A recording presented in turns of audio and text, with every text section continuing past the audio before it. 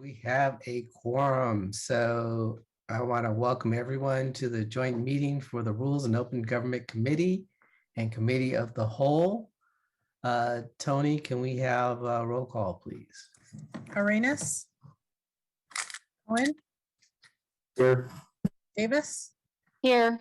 Peralez, Here. Jones, Present. Arenas. Here. Thank you. Thank you. Okay, so we are going to review the agenda for Tuesday, November 16th.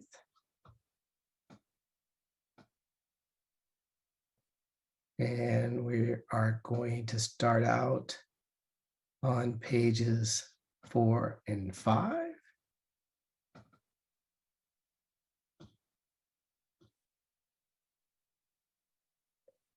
Six and 7.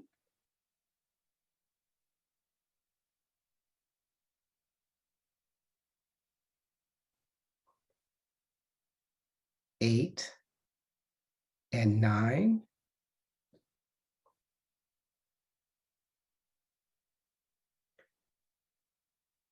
Ten and 11.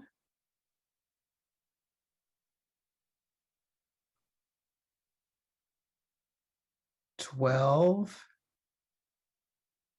and 13.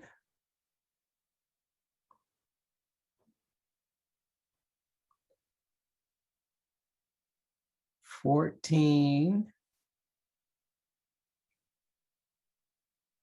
and 15.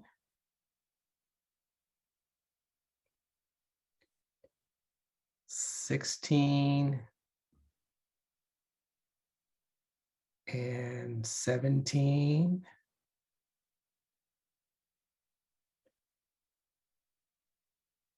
18, and that is it.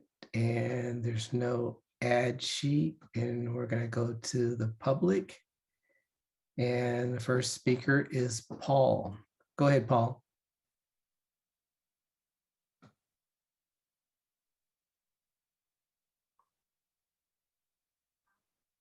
Go ahead, Paul.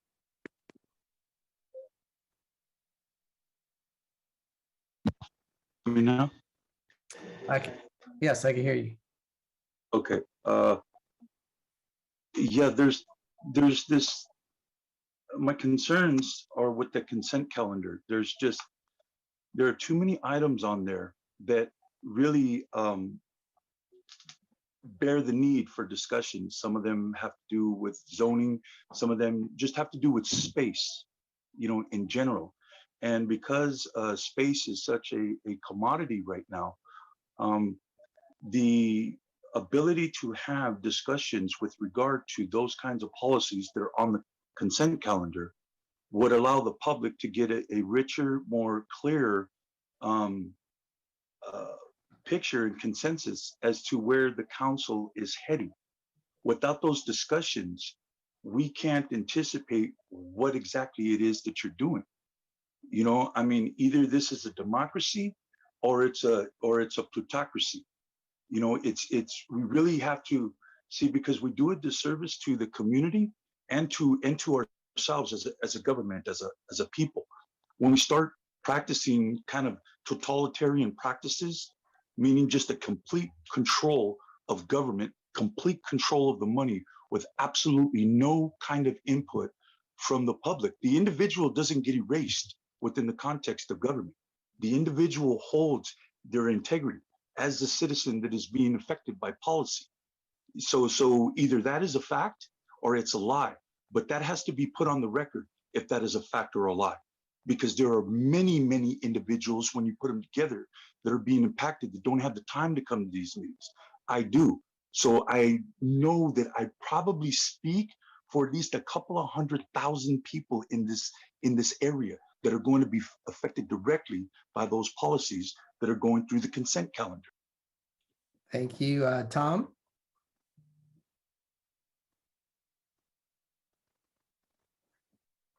Go ahead, Tom. Oh, thank you. Hi, it's Gail Mormon, and thank you, Vice Mayor Jones and the committee. I'm Gail Mormon. I'm a resident of the Hammond Park neighborhood, and I'm speaking on item 10.2 regarding the letter submitted on November 3rd, 2021 by Mr. Henry Cord, the representative of owners of the property at 1212-1224 Winchester Boulevard.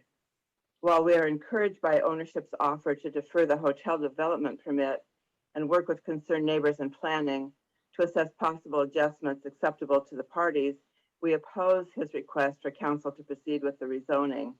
We request that both the rezoning and the special use permit be deferred while ownership works with the community members to assess acceptable adjustments so that the use aligns with what was designated in the Winchester Boulevard Urban Village Plan for these smaller, shallow parcels fronting Winchester Boulevard. Thank you for your consideration. Thank you, Gail. Blair? Hi, thank you for the words of Paul Soto. It is a representational process that we tend to work in and live in this society. Good luck how we can make that representational process more individual, an individual form of democracy. I think we can work in those ways, and Paul and I are trying our best to do that. It does take a lot of work and effort, and hopefully we're finding ways to make it easier for others to make it an accessible community process in the future. I wanted to comment on, I think 3.7 is about city roadmap, first quarter update. And I just wanted to, thank you for your patience in all. I've been trying to explain how we have to possibly plan, for, this next year in comparison to, say, 2023. And how that there's different planning techniques that may be involved, and that will be different than, say, 2024 and 25. I'm trying to learn how to speak in these terms and make things open and clear yet respectable in how to describe what we may or may not have to be considering for the year of 2023. So again, thank you for your patience for myself with that. I think if we're open with ourselves, that's the most important thing. And that makes for better choices in how we can plan and how we can consider what is our city roadmap, what is our tree canopy future, what is the future of Reed Hillview Airport, and matters like that. So good luck how we plan. We can talk openly about issues of planning. It shouldn't be a fearful subject. It shouldn't be taboo. But it is. And I hope we can learn how to make it a more open, honest conversation for ourselves. Thank you. Thank you. That's all the public comments. Bring it back to the committee. Councilmember Perales. Go ahead. Yeah, thank you, Vice Mayor. My main request is around time certain for item 10.3. I know it's a media issue. It's going to attract a lot of attention. And so I wanted to see if we can get a time certain on that. I'm finding it hard myself to kind of gauge what the day might look like, though. So I don't want to make it, I think, too late in the evening. But I was requested if we can have it, later. So I don't know if maybe 5 o'clock is the good estimate from staff as well. I think that might be a middle ground, but I'm curious to hear the thoughts of my colleagues on that one and then staff to see if we can find an ideal or the most ideal time certain.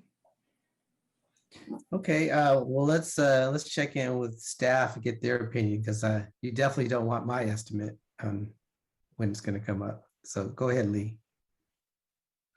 Sure, thank you. Actually, I think Councilmember Perales has the kind of right idea. I think 5 o'clock. There are some issues that it could take us a while to work through, and at least with pointing out 5 o'clock, if you do take a break, you guys have typically got a half an hour, so it doesn't leave people waiting. Versus if you make it any later, there could be a gap if you work through some of these fairly quickly. So I think we would concur with the council member that 5 o'clock is a good approach. Okay, I'll make that motion then to approve the agenda with a time certain for 10.3 at 5 p.m. Thanks, Lee. Second. All right, got a motion and a second. Tony? Arenas, Yes. Cohen, Aye. Davis, Yes. Peralez, Yes. Jones. Aye. Thank you. Okay, on to meeting schedule. And let's see. Schedule a general plan 4-year review hearing for fall 2021. And I'm going to go to the public. And we have two public speakers and one public speaker. Go ahead, Blair. Hi, thank you. To try to comment quickly on the report yesterday about future investing and retirement planning and all that good stuff. It's my feeling it's fairly common knowledge that sometime within the next year, there's Blair, yes. sorry for interrupting. Can you speak specifically to the scheduling? Well, I'm thinking the scheduling of the item is talking Hearing. about our past 4 years and what we're considering in issues of the bond issues that we've been trying to procure and grow for ourselves. And I wanted to comment on our bond issues that we've been trying to build over the past 4 years. The meeting is about the past few years. Sorry, Blair, but the item is about scheduling a general plan 4-year review hearing. And you want to talk about, what do you want me to talk about? I'm talking about issues within the past 4 years of general planning on the future of bond issues. That's not two different topics. Isn't bond issues within the 4-year plan? That's around, the 4-year plan is around land use. Oh, well, I guess I'm wrong then. I thought it would be a more encompassing set of things. So if this is land use, maybe around Coyote Valley issues, is that what this is more of about? Potentially. Okay, sorry, thank you. To come back to this point then, yeah, good luck with Coyote Valley issues. I'm really for the environmental side of things. And actually, there will be some technology and data collection involved with this. And I hope, you'll be considering open public policies that it can always be of help for this project. And Measure T will be a part of this project. So good luck to open public policy ideas with it. Thank you. You're welcome. Paul? Yes. Also from shoot, the issues with land use until we as a city deal with the redlining issues that have happened, okay, and use that as the measure by which we make decisions with regard to land use. When we talk about equity, when we talk about racial equity, I mean, it's getting to the point where I'm almost embarrassed for you. I'm embarrassed for you because you just don't seem to have the capacity to be embarrassed for yourself, to keep talking and talking and talking about land use issues. And you think that you're going to continue to skirt the fact that the reason why we have the issues we have right now is because of that redlining map. So that redlining map, because it was the source of the problem, it must become the primary source of the solution. Okay, I've given you copious amounts of information with regard to euthenics and eugenics. Okay, these are principles that are being applied to the city right now, but these are very, very high level, very sophisticated types of sciences. Okay, this isn't for the regular average person. Now, Chris Burton got his education in it. He is educated, college educated around those issues. Okay, I'm self-educated, but that does not impugn the merit, the validity, or the legitimacy of the information that I'm bringing, because I ain't got no alphabet behind my name. Okay, I'm bringing my city information, and there's this willful rejection of it. The redlining maps must be used, or when you use the word equity in your documents, those documents are not even legitimate because you don't even have a definition for it. So how could you apply equity when you... All right, bringing it back to the committee. Can I get a motion, please? I'll move it. Approve. Can I get a second? Second. Awesome. Thank you. Tony? Arenas? Arenas? Cohen? Aye. Davis? Yes. Peralez? Yes. Jones? Aye. I'm going to try Arenas again. Yes. Thank you. Okay. On to the public record. Go ahead, Blair. Hi, thank you. Hopefully, to speak to Tessa's letter. Tessa spoke of single-family zoning issues and the like, and or someone did. No, I'm sorry, it wasn't Tessa. It was someone else regarding single-family zoning. A person wrote, I just wanted to comment that it is the previous item that was about housing planning, basically, and if it is, to quickly offer that, just to go over my feelings of things, my love for ELI, VLI, and mixed income ideas, and the importance of what mixed income can offer in terms of flexibility and choices. I think in this letter, there's a few letters that I hope the people who are so angry at what City Council wants to do with, say, the COPA issues and just overall housing issues, look into these ideas of mixed income. It allows for just, some income residents of lower income to be mixed into, more affluent neighborhoods. And it just allows an incredible array of choices for ourselves that I think it can really temper the anger that people are feeling at this time and the confusion that city government is feeling and how to create better housing solutions for ourselves. And so good luck with this item. It's really important.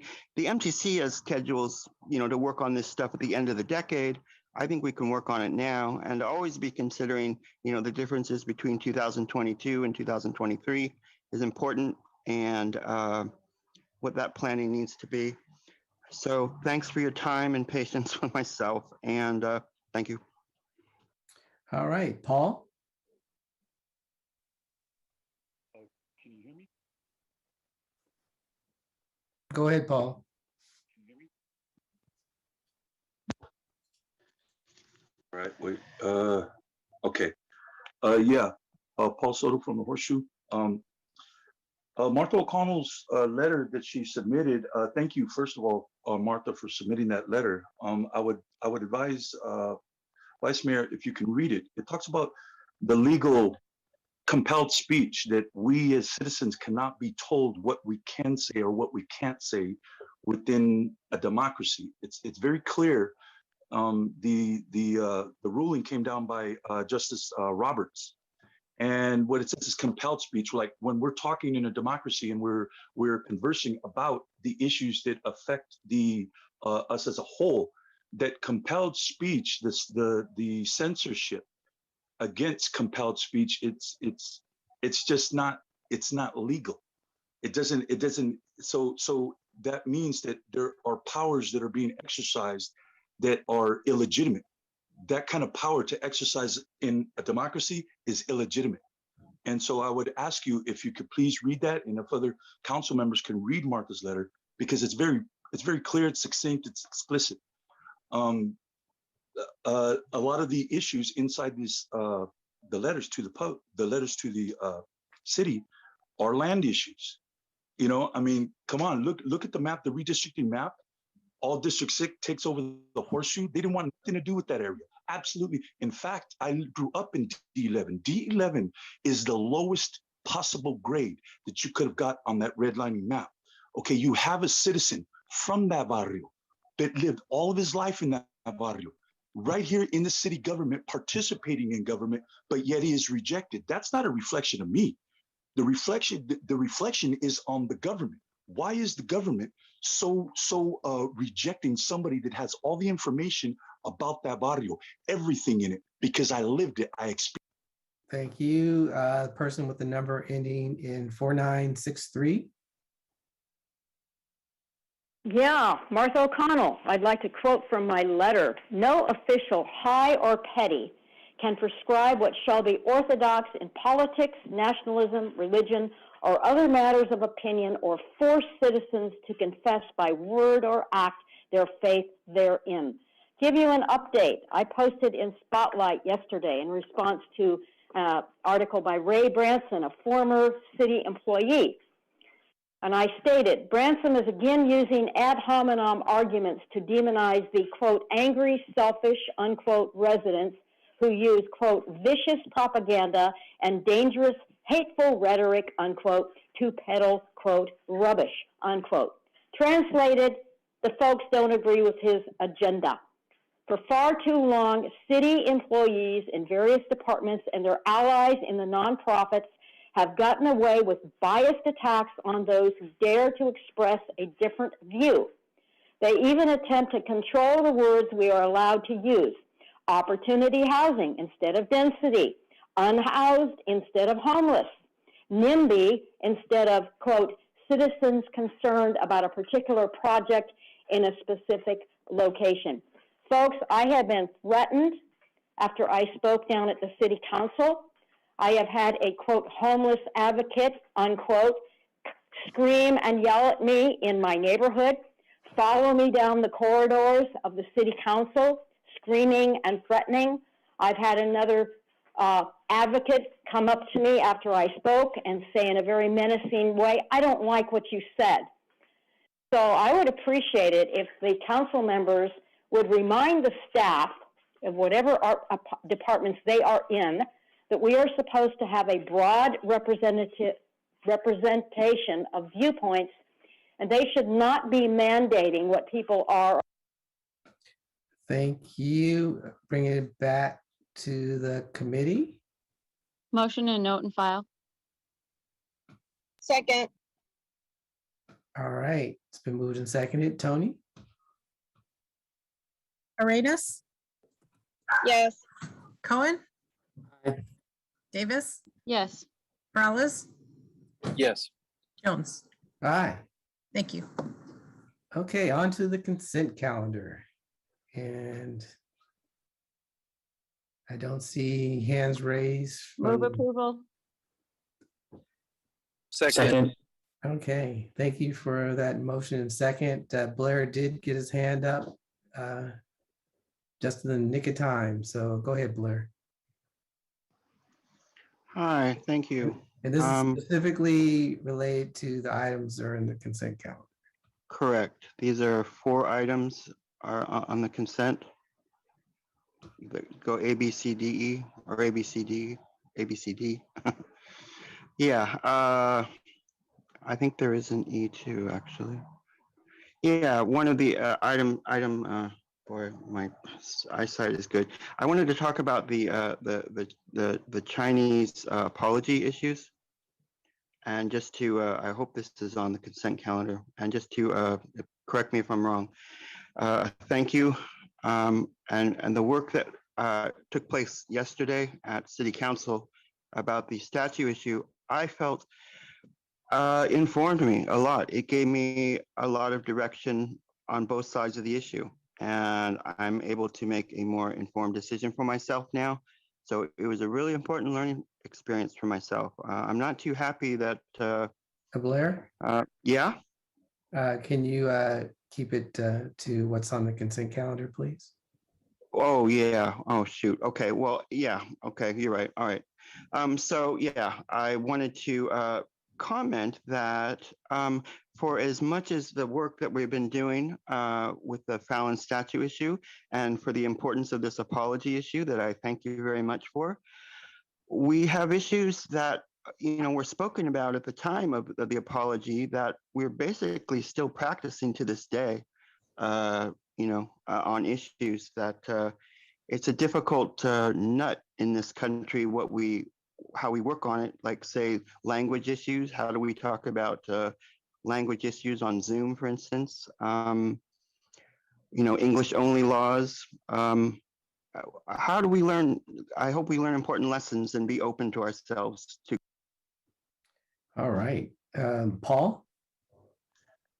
Yes, Paul Soto from the Horseshoe. I want to thank, it shows that the city does have a moral compass, and that the moral compass does need to be reckoned with, and that's good, so I appreciate the work that Perales put into acknowledging the Chinese. But I would like to say one thing, is that came out of the racial equity office. I was there when that office was just an idea.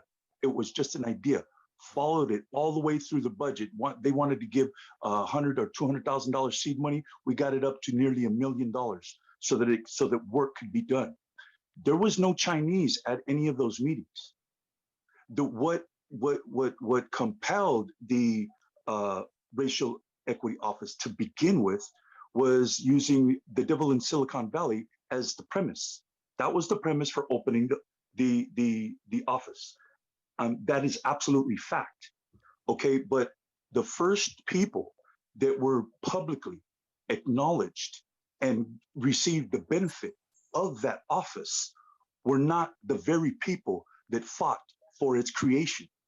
This in itself is a moral and ethical issue. And I think that as a citizen that suffered everything that is in that book, that I think I deserve an answer from Perales as to why is it that there was no Chinese in that room. There was no Chinese arguing for the budget. There was no Chinese that cared about the Mexican issues. But yet a person that is written in every single one of those pages of the devil in Silicon Valley, that the Mexican, that the Chicano, that we have not received nothing, no public acknowledgements, no public, and I want the acknowledgement not only publicly, but within the policy, because that's where the racism is, man. Race, like I said, you don't fight it on a street corner with a sign.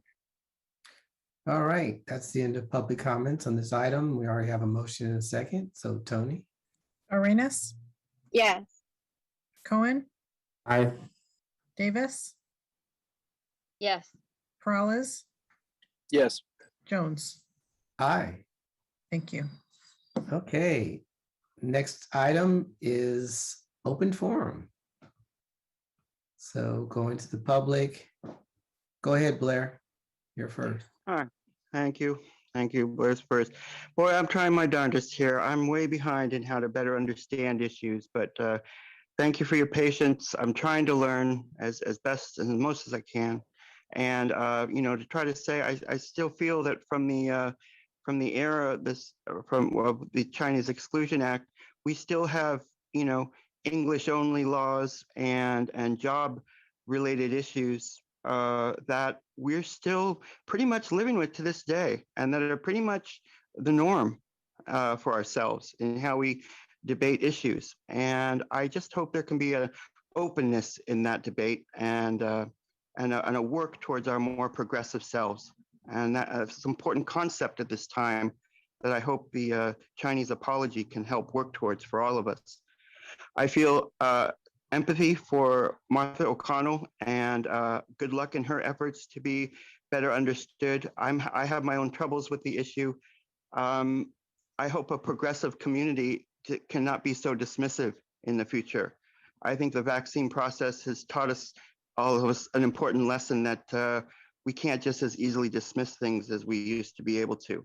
And it's just a respect for ourselves and each other's ideas and opinions. If that can take place in San Jose in the coming months, that's all that's asked for, I think, of ourselves. And not to go over the deep edge when you hear another person's point of view that you don't fully agree with. That actually takes a lot of practice. So good luck how we can do that.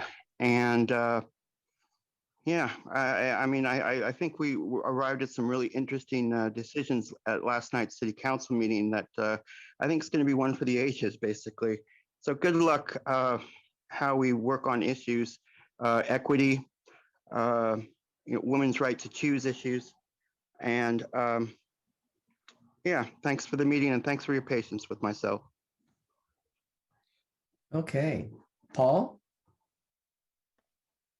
Yes, Paul Soto from the Horseshoe. My comments are directed to Councilwoman Davis. the work that I do in the city, and it's a copious amount of, it's a large body of work. I've worked with private groups. I've worked with the colleges. That the reason why I do what I do is in the hopes that that degree of humility that you displayed yesterday would be practiced on a larger scale amongst your people. And I mean, I was sitting in, I was just totally humbled by your display of humility. You said openly, you know what? I don't know what it's like to feel that way. I don't. That's okay. That's okay. We do. So you need to work with us and trust us that we're not trying to impugn your race or your economic status or anything.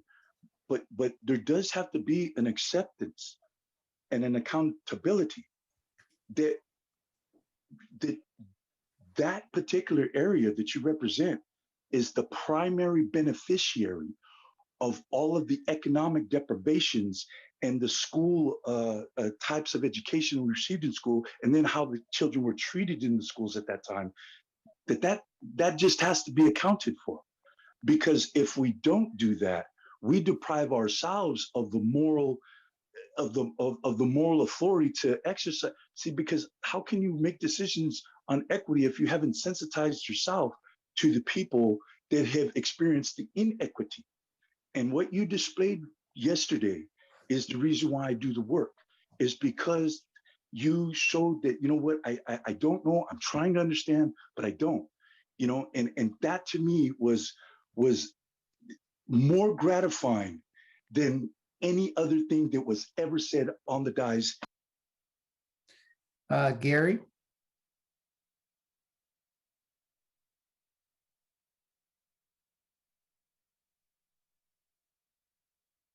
Go ahead, Gary.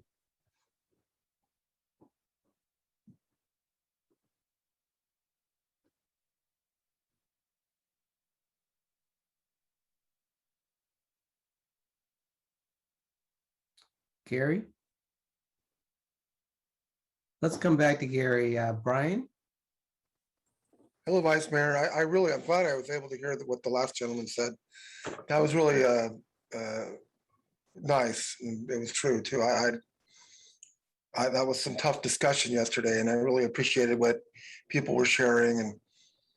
And it's about trusting, but I just want to let folks know that, you know, in San Jose, I mean, I'm male, I'm white, I'm single, and I'm, you know, older. So I probably tag a lot of categories that, but, you know, never had for not. You know, the one thing I had is got plowed under the ground, and they're going to build something new on it. I got money for it, but it's not the same thing as memories. And I think that's what, you know, if I hate to say it, but if you're not rich and you don't have a lot of power or money, you only have is numbers.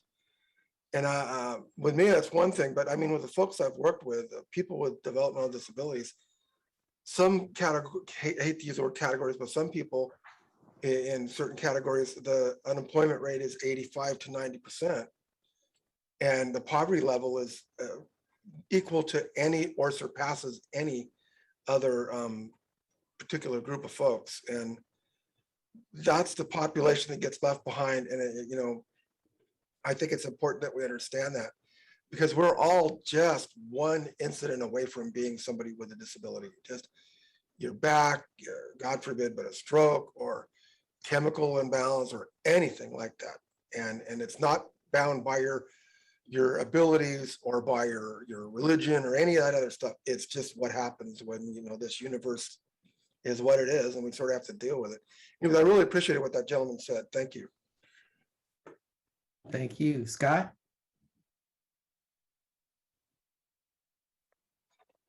Thank you. Good afternoon, everybody. Scott Largent. I really appreciated what Paul had to say also. This is very important information to understand the history of San Jose, the good, the bad, and the ugly. And Paul kind of lays it out, puts it out on the table. Some people don't want to hear it. I sure want to hear it. I also am doing a little more research on my end out here in the crash zone, kind of figuring out the history of what really happened when this area was intimate domain, kind of what happened. I've even met families that used to live out here, which is very interesting. I'm really trying to understand everybody out here. I am one of the residents out here in the somewhat the largest homeless encampment in the States. And I guess what I'm trying to do, it's not necessarily that I'm trying to talk to the public right here. Council members need to start understanding that the promises that are made by nonprofit Home First, they're not happening. And I talk about this, other advocates talk about it. Let's just go off of a prime example right now, mechanics. Home First was supposed to supply mechanics. Now, we're not saying rebuild an entire RV, rebuild a motor. This was just to help people get on their way. Same things were supposed to happen out at the Apple encampment. They told me that that mechanic became unresponsive and stopped calling people back. Okay, I cannot find a single person out here at the crash zone or that used to be out at the Apple encampment that had a mechanic help them. That's one Home First lie. And they're not social workers, and they're not therapists, and they're not the go-to to call in situations like that. Where's the money going? They're supposed to be providing these type of services, and you guys point the finger at them to do it. All right. That is it for public comments. So this meeting is adjourned. Have a good rest of your afternoon, everyone. Take care.